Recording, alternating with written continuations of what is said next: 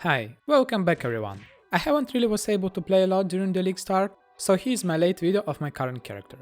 Originally, I started as Poisonous Concoction build, then swapped into Viper Mamba Strike and Farm Expedition. Unfortunately, because mercs give 2 good gear, Rock was not really profitable, so I decided to reroll into this blaster. This is a budget version of Lightning Ward Tornado Shot from several leagues ago. Honestly, with this level of investment, the build feels pretty bad in terms of survivability. Well, you don't have any. I'm dying literally from anything. So if you want to try this build, you either should be ready to die every map or just to save up more currency and play the endgame version of the build. I'm going to talk about more expensive build later. The budget version cost me around 20 to 30 divines. Also, if you want to try playing this build as a Kinetic Blast Wonder, you can check out my other videos for it. Okay, as usual, let's start with the key interactions of this build. The main piece of the gear is Asanas Mark Helmet. This unique helmet will trigger socketed spell when we attack with the bow skill. So the idea is pretty simple. We attack and trigger Lightning Ward for moving. So now we have several things we need to solve. First, let's talk about the cooldown. By default, the cooldown will be 0.3 seconds. You can start with 0 cooldown recovery and trigger it around 3 times per second, but it's pretty slow for me. So let's talk about the breakpoints you need to get in order for this build to feel good. For the budget version I'm getting 128% of CDR, 50 from the boots, 75 from the tree, and 3 from the Abyss Jewel. Personally, I think that is this minimal for this build to feel good. For higher budget version we are going to get 204% for even more speed, but about that later. Okay, now we can trigger Lightning Ward 7 times per second, but you have another problem. We need to reduce the duration of the skill in order for it to trigger almost instantly. Ideally, we want it to be 0%, but for budget version it's not really possible. We get 50% reduced duration from 2120 gem, but I'm using level 18 in order for it to reach 0 mana cost. I'm going to talk about it later. Then we need to annoyed window opportunity for additional 15%, then get this practically never used ring from the haste for additional 15%, and for the rest I'm using less duration support. Don't forget that reduced duration and less duration are 2 different modifiers in PoE. So in total I have around 92% reduced duration and it feels fine. So now we have solved the problem of duration for the Lightning Ward. Now we need to somehow attack 7.5 times per second in order to trigger Lightning Ward effectively. For this purpose I'm using a new ring, Coilin Whisper. This is pretty popular ring this league, so I'm not going to talk about it that much. Basically we need to hex the enemy and make the curse expire really fast. Since we are getting some reduced duration on a tree, it's not really a problem for us. For triggering the curse I'm using Herald of Ice. Some of you may wonder why not Manacost setup, I will talk about it later. To get even more attack speed, I'm also using Blood Rage with Frenzy Charges and some Tinctures, but about them later.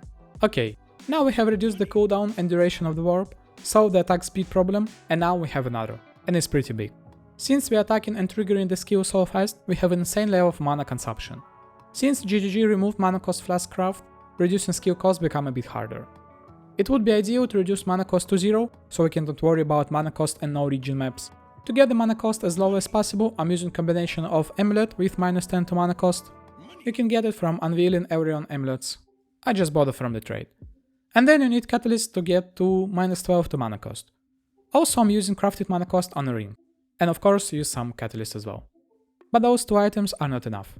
To reduce the mana cost even further, I'm getting some passive on a tree, and Militant Fate will reduce mana cost and mana regen per devotion. And for the last important piece, I'm using Mana Cost Clarity Watcher's Eye. So combining everything I said above, we can get the mana cost of our main skill to be 0. Now we need to somehow solve the damage problem. Since until now we are heavily investing into utilities. So how are we going to scale the damage? For the budget option I decided to use Warden as our ascendancy. TLDR, Tinctures are extremely overpowered. Those 2 Tinctures are literally more than tripling my damage. So I don't think that I need to explain why I chose it over default Deadeye. Now let's talk about how I'm able to sustain Tinctures for extremely long time for big quality of life. Since our main skill have 0 mana cost, we can just focus on getting high mana regen. I'm using Clarity, some reduced mana burn rate on the tree, but it's not really enough. Tinctures burn % of your max mana, so we can just reduce the maximum level in order to make Tinctures burn less mana. Since we are already using Militant Faith, we can use Power of Purpose to convert our maximum mana to armor. And I'm trying not to get any mana on the gear or on the tree. In my current version I have around 158 mana. Combining everything above, with some mana leech and gain of hit, I can sustain Tinctures for a really long time. I press it all in several times per map. Continuing with the Warden Ascendancy, as a bonus we are getting Chill Node. The Shield is pretty underrated defensive mechanic, which is actually one of the main sources of defense in this build. And last but not least, since this is a budget setup, it's pretty much mandatory for you to use Doryanis merc setup. Don't forget that you can use Admiral body armor in order for you to benefit from the Doryanis if you're not playing lightning builds. Well, if I'm not forgetting anything, this should be it. Before we continue to the gear and the rest of the build, if you enjoyed the video so far and like how I'm explaining my thoughts while making the build, don't forget to like, comment and subscribe. It helps me a lot. If you want to have a chat with me, join my Discord server and follow me on Twitch. Now let's quickly get over the rest of the build, starting with the gear. For the weapon I'm using elemental bow with additional arrows, get as high elemental DPS as you can get.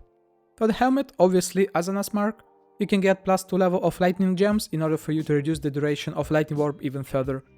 For the quiver, I'm using salve with additional arrows, life and projectile speed. Body armor is the Admiral. The amulet is a rare amulet with necessary attributes, mana cost and resistances. Left ring is a dusk ring. Since I'm running 8 modded maps with all mods, which is not really recommended for this build, but well. The only 2 mods that I'm modding are reduced cooldown and avoid elemental ailments. I don't care about no region, no leech maps, because I don't need any mana for the skills, so now we need to solve the reflect. That is why I have this ring. It will give me 50% reduced reflect physical damage taken, with a combination of Pantheon, I'm immune to physical reflect. For the elemental, we need to get elemental mastery. This way we can run almost all T17 mods in the game. Please note that getting awakened elemental damage with attack support is not enough, as we will kill ourselves with the lightning warp. To craft this ring, just basically spam essences of Scorn until you get that mod. The other ring is Coil and Whisper for Soul Eater. For the gloves, I'm using rare pair with attribute, resistances, some life, damage against chill enemies and rage on hit. The boots are Dream Quest slippers for cooldown recovery. Try to get as much resistances and life as possible, since we don't really need any movement speed for this build. I had an open prefix, so I crafted the speed only for the charts to avoid chill. We get freeze avoidance from the Pantheon, so this way I can run blue outers and don't freeze myself from the reflect outers.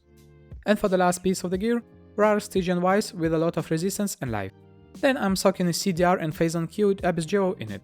For the flasks, I'm using Dying Sun for some projectiles, Silver Flask for onslaught, and Orions for explosions and better clear.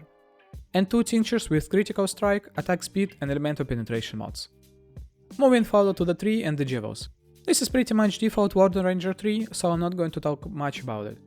I'm getting bow passives, projectile passives, elemental passives, tincture, some life and reservation passives, life gain on hit.